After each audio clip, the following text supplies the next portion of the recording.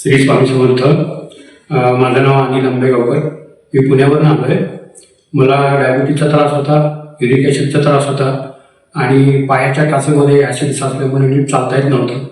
वाताचा त्रास होता, वजन खूप कमी झालेलं होतं, अपचनाचा पण खूप त्रास होता. असा त्रास मी जवळपास वर्षभर सहन करत होतो. सेवेकरी असल्यामुळे आपलं पंचकर्म हॉस्पिटलविषयी खूप ऐकून होतो. आज उद्या करता करता तो योग आला आणि 7 दिवसाचं पंचकर्म मी इथं करून घेतलं.